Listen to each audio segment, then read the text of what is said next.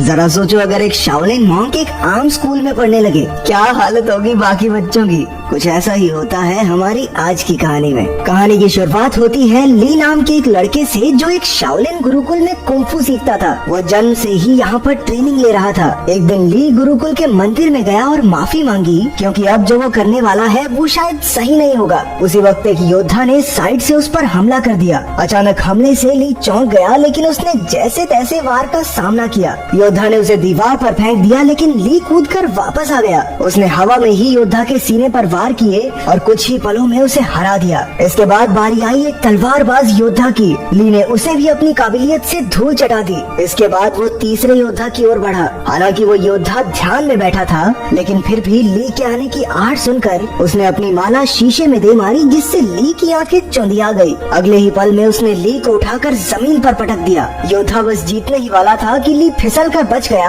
और फिर दोनों में जबरदस्त लड़ाई शुरू हो गई। अंत में जीत ली की ही हुई। फिर वो मंदिर में सर झुकाकर बाहर चला गया। गुरुकुल के टीचर ने उसे बताया कि परीक्षा में उसने सबसे ज्यादा हुनर दिखाया है, इसलिए उसे शहर के नए स्कूल में जाने का मौका मिलेगा। शहर में वो 3 लोगों के परिवार के साथ रहेगा, जिसमें 2 बच्चे और एक उनका पिता है। वो आदमी दरअसल एक साइंटिस्ट है जो गुरुकुल के टीचर को जानता था। इसके बाद ली नए शहर की ओर रवाना हो गया। नए स्कूल में एक 15 साल का लड़का फ्रैंक था जो टाइकोंडो का खिलाड़ी था। उसकी छोटी बहन शैन शैन अपने भाई से बेहद प्यार करती थी। स्कूल के टाइकोंडो क्लब को लैन संभालती थी। वो फ्रैंक के मुकाबले देखकर उसे उसकी कमियां बताती थी ताकि वो और बेहतर हो सके। लैन का भाई तो एक नंबर का पेटू था। उसे हर वक्त खाने के सिवा कुछ नहीं सूझता था। वो चारों अच्छे दोस्त थे और आसपास ही रहते थे। दरअसल ली लैन के घर ही रहने आने वाला था। उनके पिता डॉक्टर हैन कड़ी मेहनत से काम में जुटे थे। उसकी पत्नी कई साल पहले गुजर गई थी, तो अब वो काम में मस्त रहता था। वो एक खास डिवाइस तैयार कर रहा था जिस पर शहर के गुंडों की नजर थी। डॉक्टर हैन ने बच्चों को कॉल किया, पर लैन खुश नहीं थी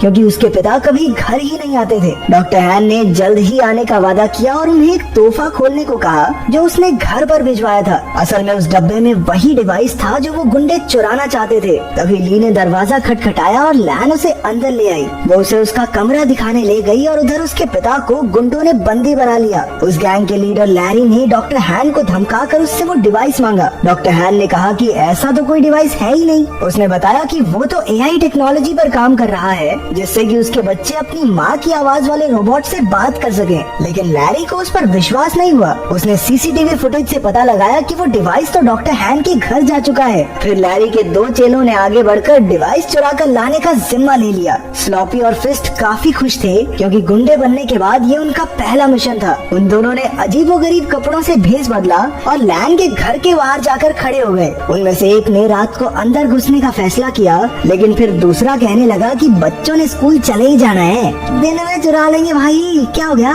घर में ली नए शहर के तौर तरीके सीख रहा था। उसने लैन को टाइकोंडो मैच देखते हुए देखा तो उसे भी ये खेल दिलचस्प लगा। रात को जब वो ध्यान में बैठा तो यू की वीडियो गेम की वजह से उन दोनों में बहस छिड़ गई, लेकिन जल्द ही दोनों मिलकर वीडियो गेम का मजा उठाने लगे। उधर लैन ने अपने कमरे में जब वो तोहफे का डिब्बा खोला तो उसमें एक पांडा की चेन निकली। वो नहीं जानती थी कि दरअसल ये पांडा वो पेन ड्राइव है जिसके पीछे वो गुंडे कब से पड़े हैं। जब लैन ने बटन दबाया तो पांडा ने उसे पासवर्ड रखने को कहा। तभी लैन ने कहा कि कैसा पासवर्ड, और अनजाने में यही पासवर्ड सेट हो गया। फिर पांडा को ऑन करने पर उसे पता चला कि उसमें उसकी माँ की आर्टिफिशियल इंटेलिजेंस वाली आवाज है। अगली सुबह ली यू और लैन के साथ स्कूल के पहले दिन के लिए निकल पड़ा। उन दोनों गुंडों ने बच्चों को बाहर जाते देखा और अपने प्लान को अंजाम देने का फैसला किया, लेकिन तभी उनमें से एक की नजर उस पैंडा की चेन पर पड़ी जो लैन ने अपने बैग से टांग रखा था। अब उन्होंने लैन से वो डिवाइस छीनने का प्लान बनाया। रास्ते में लैन ने ली को फैंग से मिलवाया। उसी वक्त एक गुंडे ने चुपके से की चेन चुरा ली और वहाँ से भाग गया। तभी ली ने उसे देख लिया और अपनी फुर्ती दिखाते हुए उसने गुंडे को झट से पकड़ लिया। तभी फैंग भी उसका साथ देने आ गया और दोनों ने मिलकर उस गुंडे की खूब धुलाई की, लेकिन वो गुंडा अब भी नहीं माना और एक बार फिर से पैंडा चुरा कर भाग निकला। अब की बार उन सभी दोस्तों ने मिलकर उसे कचरे के डब्बे में फिट करके सड़क से लुढ़का दिया। फिर स्कूल में ली की क्लास के बच्चे एक शाओलिन योद्धा को देखकर हैरान रह गए। वो उससे पूछने लगे कि क्या कभी वो शादी कर सकता है। वो उससे उल्टे पुल्टे सवाल पूछने लगे। तुम कभी शादी कर सकते हो क्या? भाई कुंफू करके दिखा दे भाई, एक बार दिखा दो। हाँ एक बार भाई, एक बार कुंफू करके दिखा दे भाई, मजा आ जाएगा। आखिरकार टीचर ने उन्हें शांत करके कहा कि ये सब खेलने के पीरियड में करना। खेलने के पीरियड में उनके कोच ने बताया कि अगले महीने उनकी उनकी चुस्ती फुर्ती की जांच होगी और जो कोई इसमें पास नहीं होगा वो अगली क्लास में नहीं जा सकता। ये सुनते ही यू की हालत पतली हो गई क्योंकि वो बहुत मोटा था। भगवान जानता है भाई साहब कितनी मुश्किल से चलते थे। फिर कोच ने सबसे 100 मीटर की दौड़ लगवाई। ली ने तो समय से पहले ही 2 चक्कर पूरे कर लिए, जबकि बाकी बच्चे अभी पहले चक्कर में ही थे। इसके बाद उन्हें पुशअप्स करने के लिए कहा गया, जिसमें अपना ली पहले से ही माहिर था। उसने 100 से भी ज्यादा पुशअप्स किए और बाकी बच्चों से तो 2 भी नहीं हुए। बाद में तो उसने एक हाथ से पुशअप्स करने शुरू कर दिए। उसकी काबिलियत देखकर सभी बच्चे कूदने लगे। फिर बारी आई ऊंची छलांग लगाने की।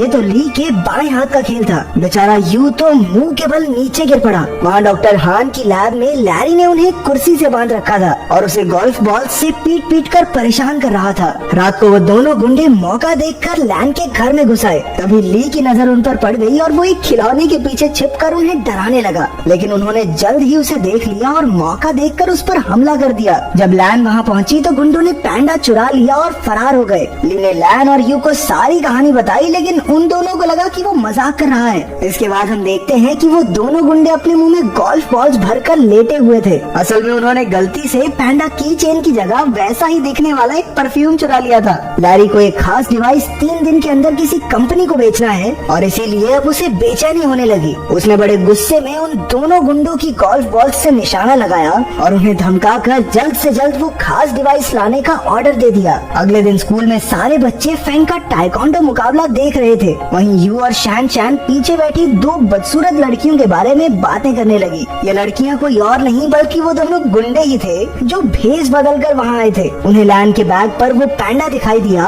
और दोनों उसे चुराने के लिए सही मौके का इंतजार करने लगे। उसी वक्त ली ने फैंग को एक मुकाबले की चुनौती दी। इस मजेदार मुकाबले को देखने के लिए सभी बच्चे भागकर आगे चले गए। अब सही मौका देखकर गुंडों ने बैग से पैंडा चुराने की कोशिश की, लेकिन इस चक्कर में उनके नकली बाल वहीं फंस गए। उधर मुकाबले में फैंग और ली में जबरदस्त टक्कर हो रही थी। दोनों ही एक दूसरे पर भारी पड़ रहे थे। आखिरकार दोनों ने एक दूसरे को ना मारने का फैसला किया और मुकाबला खत्म हुआ। उसी वक्त सबने पीछे मुड़कर उन दोनों गुंडों को पहचान लिया। बच्चों ने मिलकर उन पर हमला बोल दिया, लेकिन इस बार वो एक बच्ची को मारने की धमकी देकर पैंडा डिवाइस लेकर भाग गए। फिर बच्चे मिलकर प्रिंसिपल के पास गए और पुलिस को बुलाकर सारा माजरा समझाया। वहीं ली खुद को इस सब का जिम्मेदार समझ रहा था, क्योंकि अगर उसने फैंग को चुनौती नहीं दी होती तो लैन अपने बैग से दूर ही न जाती। लेकिन बाकी बच्चों ने उसे दिलासा दिया कि ऐसा नहीं सोचना चाहिए। आखिरकार लैरी के हाथ वो डिवाइस लग गया और उसके जरिए उसने कंप्यूटर पर एक प्रोग्राम चलाया, लेकिन उसे इस्तेमाल करने के लिए पासवर्ड की जरूरत थी, ये वो नहीं जानता था। उसने कुछ प्रोग्रामर्स को बुलाकर लॉक खोलने के लिए कहा, लेकिन पूरा दिन बीतने पर भी कुछ हाथ नहीं लगा। अब लैरी के गुस्से की सभी हदें पार हो गई थी। तभी उसने डॉक्टर हैन के फोन पर उसकी बेटी का मैसेज देखा। लैन चाहती थी कि उसके पिता उसके जन्मदिन के लिए कल घर आ जाएं। लैरी ने डॉक्टर हान की तरफ से कल पार्टी में पहुंचने का वादा कर दिया। अगले दिन लैन और उसके दोस्त जन्मदिन की पार्टी की तैयारी कर रहे थे। बाकी सब लैन को घर में अकेला छोड़कर उसके लिए तोहफे लेने गए। तभी लैन को उसके पिता का मैसेज मिला कि वो घर के बाहर आ गया है, लेकिन जैसे ही वो बाहर निकली उसे किसी ने अगवा कर लिया और गाड़ी में डालकर ले गया। उसी वक्त ली और उसके दोस्तों ने लैन को वैन में देखा और अपनी साइकिल्स लेकर उसका पीछा करने लगे। अंत में सब डॉक्टर हान की लैब में पहुंचे और लैन को ढूंढने लगे। वहीं लैरी और उसके बिजनेस पार्टनर में बहस छिड़ी हुई थी, क्योंकि लैरी उस खास डिवाइस को कल बेचने वाला था, लेकिन अब तक उसे उसका पासवर्ड तो पता नहीं। अब लैरी गुस्से में लैन के गले पर चाकू रखकर उससे पासवर्ड पूछने लगा। लैन ने जवाब दिया,